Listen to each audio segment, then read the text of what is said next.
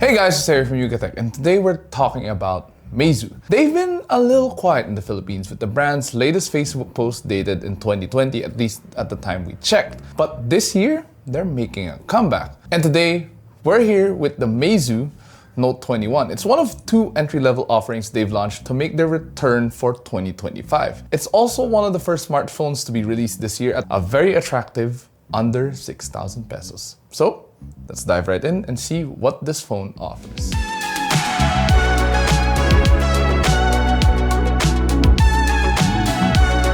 Now, our review unit comes in Gulf Blue, which is probably the loudest colorway available. It sports a plastic frame and a plastic back panel that features a holographic shine that moves around depending on how light hits it. Now, the pattern, well, it depends on what you see, but it does remind me of the fur of a golden retriever mixed in with some psychedelics. Now, don't quote me on this, but yes, this is what I see. But aside from that, it also adopts a design common to what most entry-level smartphones have nowadays. It feels fairly sizable and weighty, which some users may or may not prefer. Now, if you're not too fond of this color, there are other colorways available, which we've seen. There's diamond black and ivory, which are a bit more muted in terms of design, and you don't have this psychedelic color shifting pattern. Now, moving forward, it does adopt a design common to most entry-level smartphones nowadays. On the upper left corner of the Note 21, you'll find 3 camera sensors and an LED flash on here. It's similar to how iPhone camera enclosures are positioned, although they are a bit bigger in size. At the front, we have the phone screen and selfie shooter, which is situated with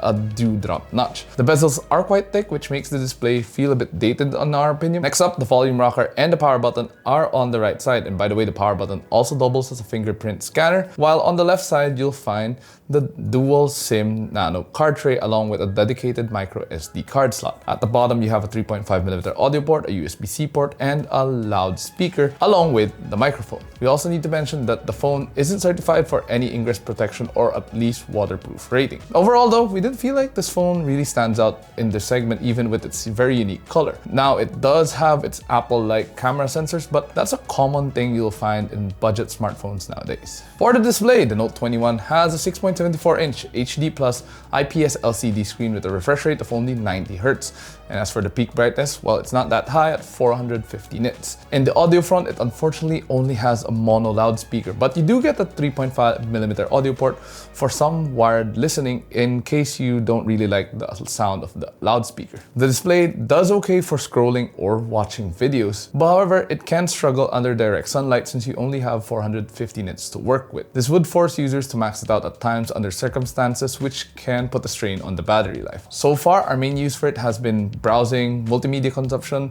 and gaming. Generally speaking though, it offers good color reproduction and decent audio despite it being an older IPS screen. It's not the most color accurate nor is it the deepest colors, but they're decent enough for the price of this phone. Our only gripe with the experience is the thick bezels, which does make it feel dated as I mentioned earlier and does take up a lot of real estate. Just look at how thick the bottom portion is. Nah, not feeling it, G. And also for users that don't really like the mono loudspeaker, well, your only alternative choices are the audio port and the Bluetooth connectivity. Now for biometrics, we do have the phone's fingerprint sensor embedded on the right side as mentioned earlier, and registration and responsiveness are pretty straightforward and they work as intended. As I mentioned earlier, the Meizu Note 21 only comes with a dual rear camera setup, highlighted by a 50MP main shooter paired with a 2MP depth sensor. It also comes with an 8MP front camera for selfies. The main cameras are decent at best when users use the default 1x zoom. The colors aren't too appealing either and can look a little washed out. While it does come with AI post-processing after shooting, it's not that good of a band-aid solution either. For reference, the camera can go up to 10x zooms, but at that point, the drop in quality is very evident and you will be able to see it in these photos. And things just get worse when you don't have the best lighting conditions either. Now, selfies and videos recorded with the device also come off with a similar issue. Details and texture go away in favor of solid color and light. Of course, this is expected given how this phone costs below 6,000 pesos. Frankly though, it's alright for the price. Photography isn't the biggest thing of value under the entry-level segment. Users just have to keep lighting conditions in mind to make the most out of it. The phone ships with what seems to be Google One version of Android 14 out of the box. The interface itself is actually very basic with not a lot of ground to cover here. On the bright side, it doesn't come with any bloatware which is amazing. What we do get is Google's suite of apps ranging from Drive to YouTube Music. And as for the user interface, it's pretty simple to digest. Pulling up from the home screen directs users to the app drawer, giving you access to all of the apps available. Meanwhile, pulling down gives us our quick toggle and notifications, pretty much basic Android things. To be frank, it's pretty much bare bones with useful essentials including nightlight, QR code scanner, and screen recording. In our opinion though, for phones with interfaces like this, we kinda wish they came with a dedicated photo gallery app. Yes, this does not come with the gallery app, and even though it does have Google Photos, well, that's just not it, G. Being able to check the photos immediately will just make life a lot easier without having to rely on Google Photos. Now for reference, this is also the global version of the device, and it doesn't come with Flyme OS like it does in China. So it's definitely possible that skin the phone is supposed to come with could change the user experience better. Alternatively, this could also have gone the other way, like you have more bloatware and less familiarity and so forth. But for our use case, this is a decent OS. Now, under the hood, the Meizu Note 21 gets a Unisoc T606 chipset. For reference, our view unit comes with 4GB of RAM, 4GB of virtual RAM, and 256GB of internal storage. It also supports expandable storage via a dedicated microSD slot within the SIM card tray. When it comes to streaming videos, browsing the web, or even gaming, there can be a bit of stutter at times, especially when you're going from app to app. And with that, we advise Meizu 21 users to be mindful of running multiple apps simultaneously. Obviously, it's best to close apps that you aren't really used to save on memory. Surprisingly though, it can handle games like Genshin Impact provided that you do set the lowest settings. Of course, the experience isn't going to be the best.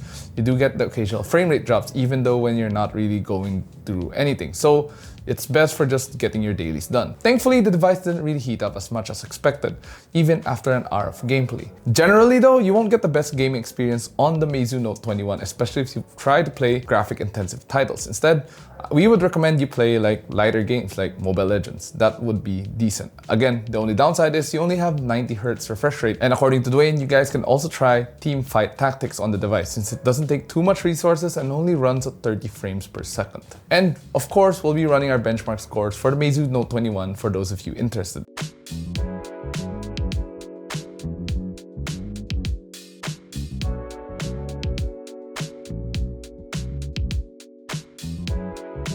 For battery, this phone does pack a large 6000 mAh battery with support for 18-watt charging via the USB Type-C port. Now, the battery is one of the highlights of the Note 21, so we wanted to see whether it holds up. In PCMark's battery test, the phone was able to run a whopping 18 hours and 54 minutes. And 18 hours and 54 minutes is not a joke. Using our proprietary video test loop, the phone provided us with 27 hours and 5 minutes of video playback. Again, these are decent numbers under this segment. It's more than enough for your daily use.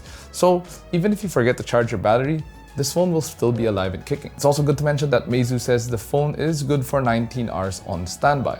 The fact that it ran for roughly the same period multitasking during our benchmark testing should already speak for itself. Moving on to connectivity, the Note 21 doesn't have much, but it does support dual band Wi-Fi, Bluetooth 5.0, GPS 4G, and dual nano SIM. These work seamlessly as intended with stable call quality either online or via the mobile network, whether you're using Globe, Smart, Talk and Text, or anything else. Now, before we conclude this video, we have to talk about the price.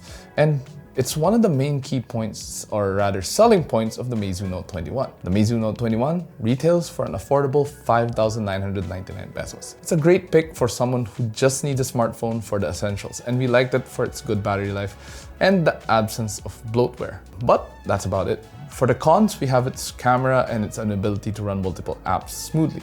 There's also its design, which doesn't really stand out apart from, the color. Everything else is pretty much generic that you would find under this price segment. Then again, this is subjective at the end of the day because style is subjective, design is subjective. So whether you like it or not, well, that's up to you. But hey, honestly though, this could be a good find for smartphone users who just need a daily driver on a budget and you don't really need anything else. This includes browsing the net, streaming videos, and dare we say, light gaming. Can't ignore that this phone also has an uptime of roughly 20 hours as well. For what it's worth, you can't really count it out.